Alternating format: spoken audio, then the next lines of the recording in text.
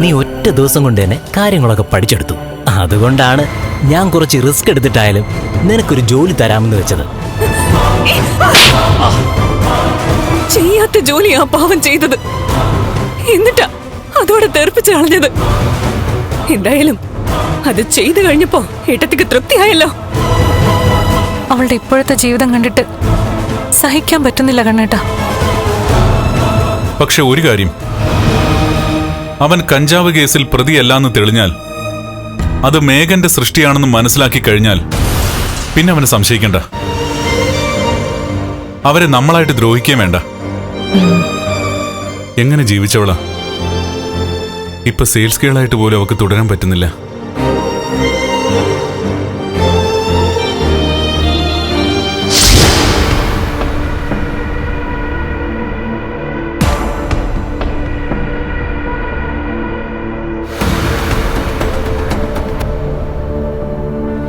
ജീവിക്കാൻ സമ്മതിക്കരുത് ഒന്നിനെയും. നമ്മളെ ദ്രോഹിച്ചവരെല്ലാം കിടന്ന് നട്ടാൻ തിരിയണം. എന്റെ കുഞ്ഞു പോയി. എന്റെ ജീവിതത്തിൽ ആകെ ഉണ്ടായിരുന്ന പ്രതീക്ഷയായിരുന്നു അത്. അതാണ് ഇല്ലാതായത്. അതിന് ഞാൻ തിരിച്ചടി കൊടുത്തിരിക്കും ഉണ്ണി. പക്ഷെ ഇപ്പോ എനിക്ക് ഒന്നും ചെയ്യാൻ പറ്റാത്തൊരു അവസ്ഥയാ.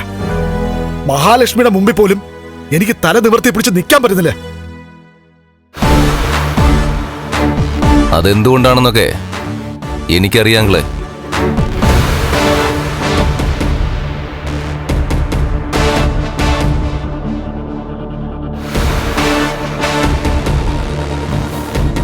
അതേപ്പറ്റിയൊന്നും നീ ചോദിക്കണ്ട മോനെ. അങ്കിളും ഞാനും എല്ലാം പ്രതിസന്ധിയില്ല. എടാ മേഘ, നമുക്കിനി ഒരു വിജയം ഉണ്ടാവണമെന്നുണ്ടെങ്കിൽ ഒരുത്തം തീരണം, ആ മാർക്കോ. അതെനിക്കറിയാങ്ങളെ, പക്ഷേ അത് അത്ര പെട്ടെന്നൊന്നും നടക്കുന്ന കാര്യമല്ല. കേട്ടോ അച്ഛാ, ഇതിനു മുമ്പ് എനിക്കൊരു വിഷമം ഉണ്ടാവുമ്പോ അതെല്ലാം കണ്ടറിഞ്ഞ് പരിഹരിക്കുന്നത് മേഘേട്ടനാ. ആ മേഘേട്ടന്റെ ഒക്കെ ഇപ്പോഴത്തെ അവസ്ഥ എന്നെ പോലെ അത്ഭുതപ്പെടുത്തുക. എന്റെ കാര്യം പിന്നെ എന്തുവാണ് ഉണ്ണിക്കുട്ട? ഞാൻ പലർക്ക് വേണ്ടിയിട്ടും തല്ലാനും കൊല്ലാനും ഒക്കെ പോയതാ. എന്റെ ടിപ്പറുണ്ടല്ലോ, ഒരുപാട് ചോര കണ്ടതാ. പക്ഷേ ഇവിടെ മാത്രം ഞാനും തളയ്ക്കപ്പെട്ടു. അതിന് കാരണമായിട്ട് കരുണ അവളുടെ മുത്തശ്ശിയും പറയുന്നത് അവര് പ്രാർത്ഥിക്കുന്ന അയ്യപ്പ വിഗ്രഹത്തിന്റെ ശക്തിയാണെന്നാ. ആ അതെ, ആ വിഗ്രഹം അവളുടെ കയ്യിൽ നിന്ന് പോയേ പറ്റൂ. ഞാൻ മേഘേട്ടനോട് പറഞ്ഞല്ലോ, ഒരിക്കൽ ഞാനും കരുണയും കൂടെ അത് കൊണ്ടുപോയി ആറ്റിക്കളഞ്ഞതാ. പക്ഷെ പിറ്റേ ദിവസം കൃത്യമായിട്ട് അത് പൂജാമുറിയിലെത്തി. അവളൊരു മനുഷ്യശ്രീ തന്നെയാണോ അങ്ങളെ? ഞാൻ കല്യാണം കഴിക്കുമ്പോ മോഹിനിക്ക് അവളെന്ന് പറഞ്ഞൊരു മോളുണ്ടല്ലോ, അതുകൊണ്ട് എനിക്കറിയത്തില്ല. ഇനി എന്തായാലും അവള് ജനിച്ചോടനെ അവളുടെ അച്ഛൻ അങ്ങ് പോയി. ഇനി മരിച്ചുപോയവൻ ആത്മാവായിട്ട് അവളുടെ ദേഹത്തുണ്ടോന്ന് എനിക്കറിയില്ല. എന്തൊക്കെയോ ശക്തി അവർക്കുണ്ട്, അല്ലെങ്കിൽ അവരുടെ ഭാഗം മാത്രം ഇങ്ങനെ ജയിക്കത്തില്ലല്ലോ. സാഗറിന്റെയും മഞ്ജുവിന്റെയും വഴിമുട്ടി. ഇനിയിപ്പോ അവർക്ക് ജീവിക്കാൻ ഒരു മാർഗവുമില്ല. അല്ല, മഞ്ജു മിക്കവാറും കറങ്ങിത്തിരിഞ്ഞ് നിന്റെ വീട്ടിൽ വരൂടാ ഉണ്ണി. വന്നാ അവളെ ഇനി എന്റെ ഏട്ടനും ഏട്ടത്തെയും സ്നേഹിക്കുന്ന തോന്നുന്നേ. അവിടെ മേഘേട്ടൻ കാണിച്ചതും കുറച്ച് കൂടിപ്പോയി. ശരിക്കും പറഞ്ഞ പെങ്ങളെ ചതിച്ച അളിയനാ ഇപ്പൊ മേഘേട്ടൻ. എടാ, അത് പോട്ടടാ ഉണ്ണിക്കുട്ട. ആണുങ്ങളാണെങ്കിൽ കല്യാണത്തിന് മുമ്പ് കറങ്ങിയൊക്കെ നടക്കും. എനിക്കുണ്ടായിരുന്നല്ലോ മോഹിനി അറിയാത്ത ബന്ധങ്ങളൊക്കെ. അതിപ്പോ മരുമോനായ നിന്നോട് പറയുന്നതിലൊന്നും എനിക്കൊരു മടിയുമില്ല. അതുകൊണ്ടേ ഇനി ഒന്നിച്ച് നിൽക്കേണ്ടവര് വെറുതെ അതും ഇതും പറഞ്ഞ് തമ്മി തല്ലരുത്. എന്റെ കരുണമോളുടെ കണ്ണീര് ദുരന്തമായി കാണുന്നവനാ ഞാൻ. അതിന് കാരണക്കാരായവര് ആരാണെങ്കിലും ശരി, അവരെ ഞാൻ വെച്ചു ഉറപ്പിക്കില്ല.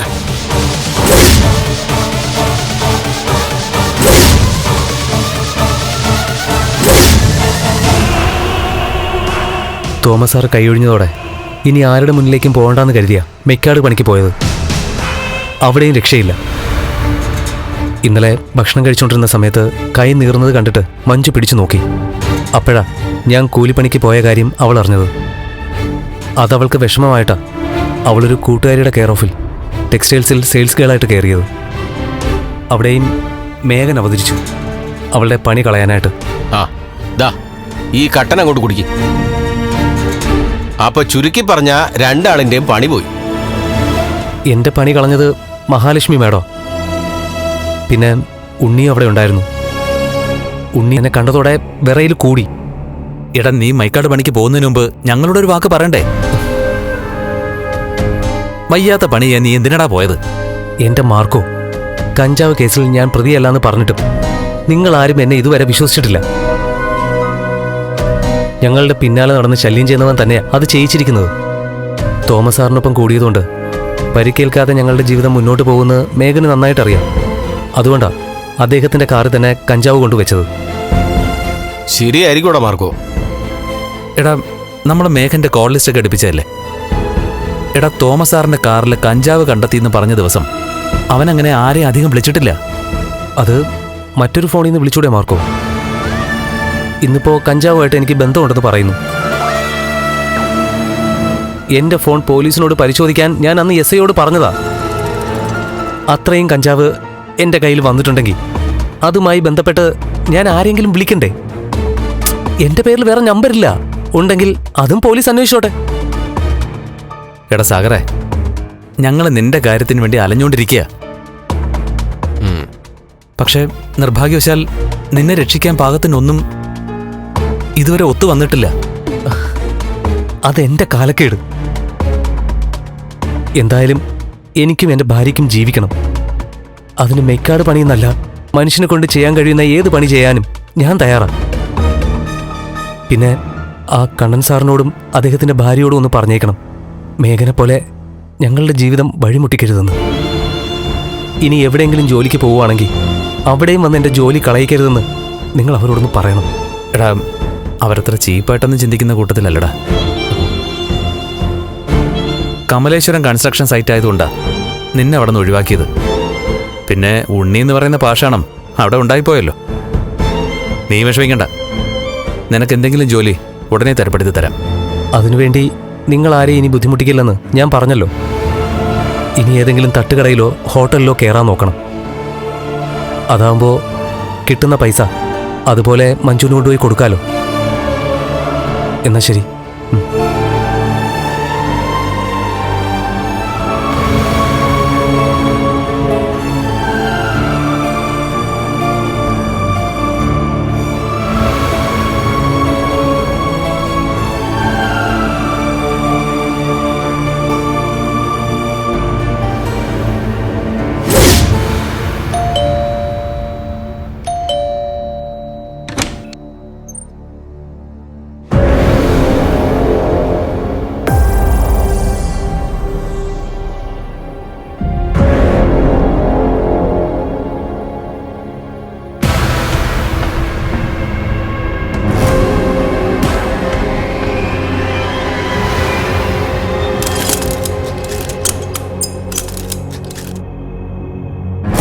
ആരാ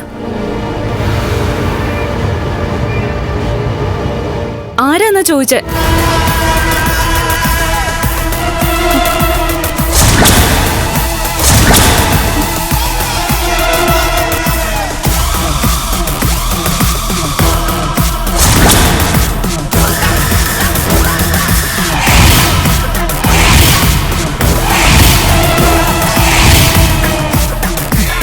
നീയായിരുന്നോ?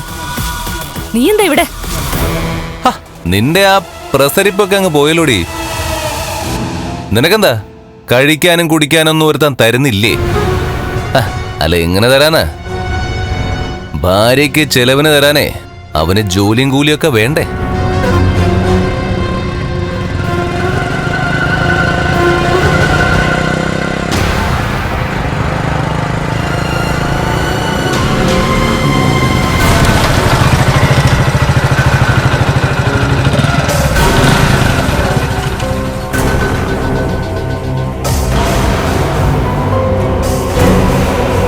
ആ വാടാ, ഇങ്ങോട്ട് കേറി വാടാ മെയ്ക്കാടുകാരാ.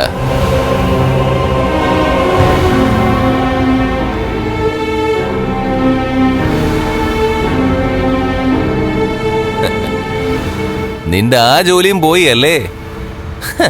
ഇവക്കും ജോലി ഇല്ലാതായി അല്ലേ? എടി, ഇനിയിപ്പൊ നിന്റെ മുമ്പിൽ ഒരു ഒറ്റ മാർഗം മാത്രമേ ഉള്ളൂ. നീയേ മൂന്നാമതൊരുത്തനെയും കൂടി അങ്ങ് കെട്ടുക. അതും അത്യാവശ്യം ചുറ്റുപാടുള്ള ഒരുത്തനെ, ജോലിയും കൂലിയും ഉള്ള ഒരുത്തനെ. അങ്ങനെ ആണുങ്ങൾക്കൊപ്പം ജീവിക്കുന്നവരെ പെണ്ണ് അന്യ ആണിനെ തേടി പോയില്ലടാ. നീയാണോടാ ആണ്?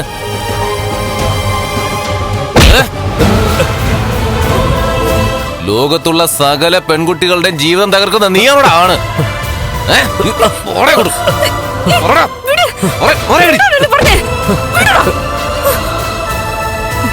ഇപ്പൊ നീ ഇവിടുന്ന് പോയില്ലെങ്കിൽ കൊരക്കൊത്തി നിന്റെ നെഞ്ചത്ത് കയറും. എങ്കിൽ എടുത്തോണ്ട് പാടി. ധൈര്യം ഉണ്ടെങ്കിൽ നീ പറഞ്ഞത് ചെയ്ത് കാണിക്കണേ. എനിക്കതിന് കൈ വറക്കില്ല. നിന്നെ പോലെ ഒരുത്തനെ കൊന്നിട്ട് ജയിലിൽ പോയി കിടക്കുന്നതേ അന്തസാടാ. കേൾക്കേണ്ടത് കേട്ടില്ലേ? ഇനി നീ നിന്റെ പാടുനോക്കി പോടാ. എടാ, ഞാൻ പോയാലും വന്നാലും നീയൊക്കെ ഒരു കാര്യം ഓർത്തോ. നിങ്ങളെ ഒന്നും മാന്യമായിട്ട് ജീവിക്കാൻ ഞാൻ സമ്മതിക്കത്തില്ലടാ. നിന്നെയൊക്കെ ഒരു നേരത്തെ ആഹാരത്തിന് വേണ്ടി ഭിക്ഷ എടുപ്പിക്കോടാ ഞാൻ. അങ്ങനെ ഭിക്ഷ എടുക്കേണ്ടി വന്നാലും നിന്റെ വീട്ടുപടിക്കലേക്ക് ഞങ്ങൾ വരില്ല. നിന്റെ മുന്നിൽ കൈ നീട്ടാനും വരില്ല. നീ ഇവിടെ വന്ന് ഭീഷണിപ്പെടുത്തിയെന്ന് ആ മാർക്കോയും ലോപ്പസും അറിഞ്ഞാണ്ടല്ലോ. പിന്നെ നിന്റെ അച്ഛനെ പോലെ നിനക്കും വീൽ ചെയറിൽ ഇരിക്കേണ്ടി വരുവോടാ. അവന്റെ ഒരു മാർക്കോയും ലോപ്പസും അവനെയൊന്നും ഭയന്ന് ജീവിക്കുന്നവനല്ലടാ ഈ മേഘൻ. അവന്റെയൊക്കെ ബലത്തില് നീ ഇവളൊക്കെ ഞെളിഞ്ഞ് നടക്കുമ്പോ ഒരു കാര്യം ഓർത്തോ. മാർക്കോ എന്ന് പറയുന്നവന്റെ തലയ്ക്ക് ഞാൻ വില പറഞ്ഞു നടക്ക. നിനക്ക് ധൈര്യം ഉണ്ടെങ്കിൽ നീ ചങ്കുറപ്പുള്ള ഒരാണാണെങ്കിൽ ഈ പറഞ്ഞത് മാർക്കോയുടെ മുമ്പിൽ പോയി നിന്ന് പറയടാ.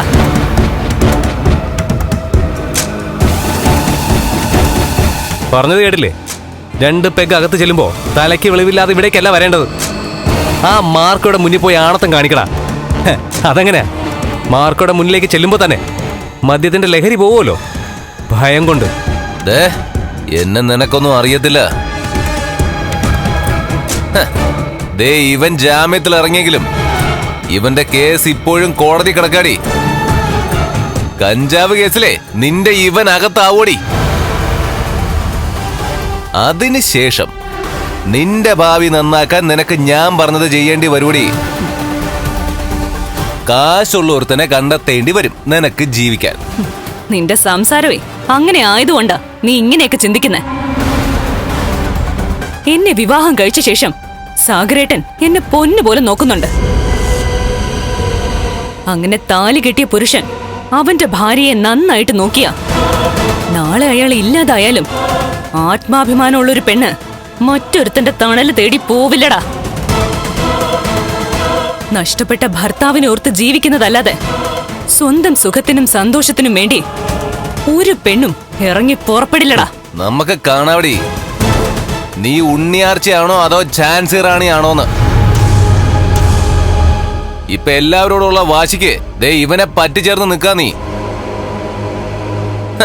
എടി, വയറ് കത്തുമ്പം നിന്റെ വിശപ്പ് കൂടുമ്പം ഈ ചിന്തയും സംസാരമൊക്കെ അവസാനിക്കുവടി. അന്ന് നിന്റെ പത്തി താനേ താണോളും. കേട്ടോടി, നാണം കേട്ടവളെ.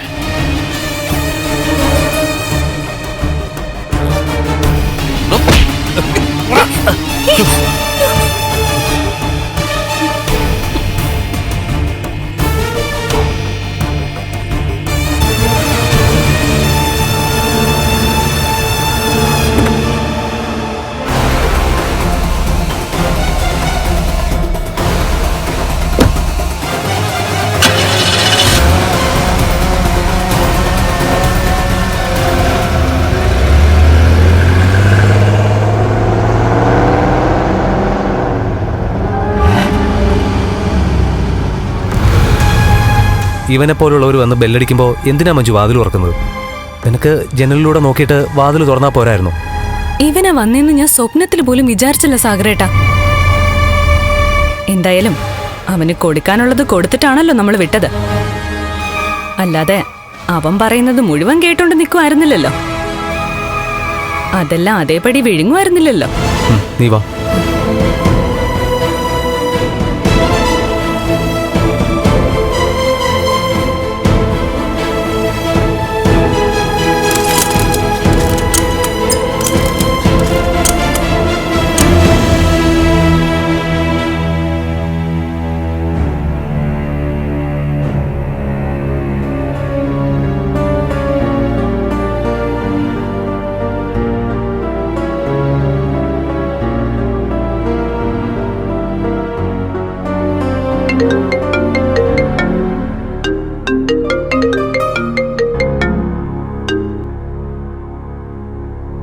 ആ പറ മാർക്കോ.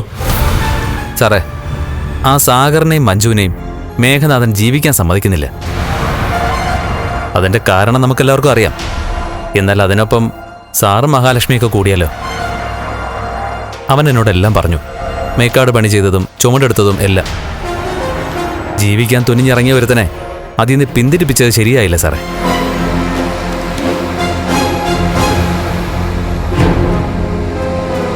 അവൻ ജാമ്യത്തിൽ ഇറങ്ങിയെങ്കിലും അവന്റെ കൈകൾ ശുദ്ധമാണെന്ന് ഇതുവരെയും തെളിഞ്ഞിട്ടില്ല മാർക്കോ. അതുകൊണ്ടാ ഞങ്ങൾക്ക് അങ്ങനൊരു തീരുമാനം എടുക്കേണ്ടി വന്നത്. ഒരു കാര്യം സാറ് മനസ്സിലാക്കിക്കോ, പഴയ സാഗർ അല്ല ഇപ്പോഴത്തെ സാഗർ. അവൻ പൂർണ്ണമായിട്ട് മാറി. അത്രയും സാറും മഹാലക്ഷ്മി മനസ്സിലാക്കിയാൽ കൊള്ളാം. ഹലോ,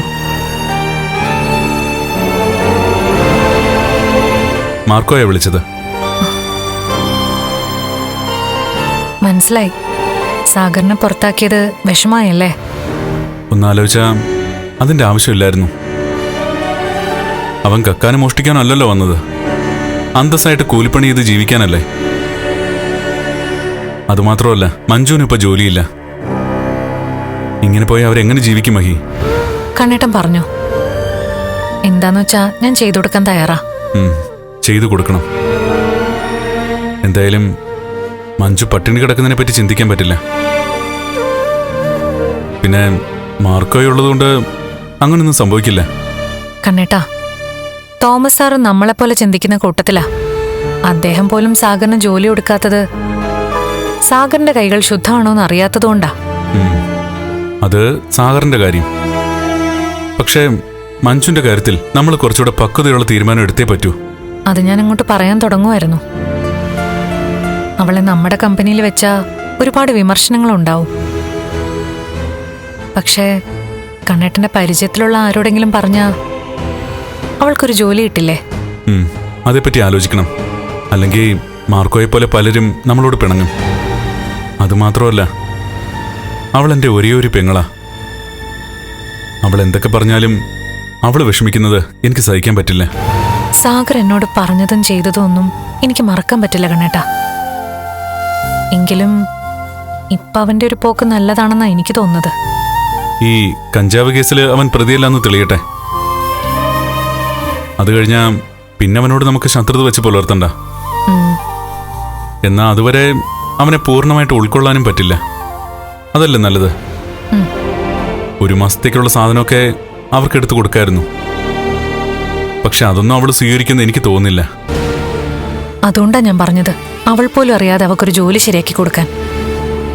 ആ, പറ്റിയ ജോലിയെപ്പറ്റി ഞാനൊന്ന് ആലോചിക്കട്ടെ.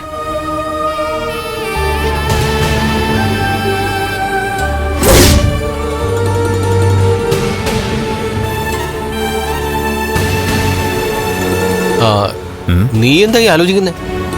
മഞ്ജു ഇപ്പൊ ആരാ? ആരാണെന്ന് ചോദിച്ചാ ഇപ്പൊ അവൾ നിന്റെ പെങ്ങളല്ലേ? ആണല്ലോ. അപ്പൊ പെങ്ങൾക്കൊരാപത്തുണ്ടാകുമ്പോ ആങ്ങളമാര് വെറുതെ ഇരിക്കുന്നത് ശരിയാണോ? അതിപ്പോ ഞാൻ അങ്ങോട്ട് പറയാനിരിക്കായിരുന്നു. ഇനി നമ്മൾ വെറുതെ ഇരുന്നൂടാ. നമ്മുടെ പെങ്ങളുടെ ദേഹത്ത് അവൻ തൊട്ടുകളിക്കാൻ ചെന്നത്. ആ ടെക്സ്റ്റൈൽസിലെ മാനേജര്. ആ കട നിനക്കറിയാലോ? അറിയാം. വലിയ തരക്കേടില്ലാതെ പോകുന്ന ടെക്സ്റ്റൈൽസാ. ഈ സെയിൽസ് ഗേളായിട്ട് പോകുന്ന പാവപ്പെട്ട പെൺകുട്ടികളൊക്കെ ചൂഷണം ചെയ്യുന്നവനൊക്കെ എന്താ ചെയ്യേണ്ടത്? എന്താ ചെയ്യേണ്ടതെന്ന് ചോദിച്ചാ, അവനൊന്നും ഇനി ജീവിതത്തിൽ ഇത്തരം കാര്യങ്ങൾ ചെയ്യാത്ത രീതിയിൽ ഒരു പണി കൊടുക്കണം. ഇനി ഏതെങ്കിലും ഒരു പെൺകുട്ടിയുടെ നേരെ കൈ പൊക്കുമ്പോ അവൻ ഇടയ്ക്ക് ഓർക്കുന്ന തരത്തിലാവണം എന്തെങ്കിലുമൊക്കെ ചെയ്യേണ്ടത്. തൽക്കാലം നമുക്ക് വേണ്ടത് മഞ്ജുവിന്റെ മനസ്സമാധാനം. അവൾക്കിനി ഒരു പരിക്കുമില്ലാതെ അവിടെ ജോലി ചെയ്യാൻ പറ്റണം. അത് മേഘന് കൊടുക്കാവുന്ന ഏറ്റവും വലിയ തിരിച്ചടിയാണ്. നമ്മുടെ മുഖം പോലും ഓർക്കാതെയാ അവൻ ഇതുപോലുള്ള പ്രവൃത്തികൾ ചെയ്തിരിക്കുന്നത്. സാഗറിനൊപ്പം ഇറങ്ങിപ്പോയ മഞ്ജുവിനെ ജീവിക്കാൻ അനുവദിക്കില്ലെന്ന് അവൻ പ്രതിജ്ഞ എടുത്തിരിക്കുക. സാഗർ കഞ്ചാവ് കേസിൽ അകത്തായപ്പോ ഏറ്റവും കൂടുതൽ സന്തോഷിച്ചത് മേഘൻ തന്നെ ആയിരിക്കൂടെ മാർക്കോ. അതുകൊണ്ട് ഇനി നമ്മൾ ഉണർന്ന് പ്രവർത്തിച്ചേ പറ്റൂ. അവന് കൊടുക്കാവുന്ന അത്രയും ഷോക്ക് കൊടുത്തു. സ്വന്തം ഭാര്യ വേറൊരുത്തിനൊപ്പം പോകുന്നതിനപ്പുറം ഒരു തിരിച്ചടി ആണായി പറഞ്ഞവന് കിട്ടാനില്ല. എന്നാ ഇപ്പോഴും അവനെ വിട്ടുപോയ ഭാര്യയെ തിരിച്ചു പിടിക്കാനാ അവൻ നോക്കുന്നത്. ഇനി എന്ത് സംഭവിച്ചാലും മഞ്ജു അവന്റെ ജീവിതത്തിലേക്ക് തിരിച്ചു പോവില്ല. പക്ഷെ അവനത് അറിയില്ലല്ലോ. ജീവിക്കാൻ കഴിയാതെ ശ്വാസം മുട്ടുമ്പോ മഞ്ജു പരാജയപ്പെട്ട് തിരിച്ചു ചെല്ലും എന്നാണ് അവന്റെ വിചാരം. ആ അതെ. അങ്ങനെ മഞ്ജുവിനെ പരാജയപ്പെടുത്താൻ നമ്മളൊട്ടും ഉദ്ദേശിക്കുന്നുമില്ല. നാളെ ആവട്ടെ, അവനറിയും. അവനെ അറിയിക്കും ഞാൻ.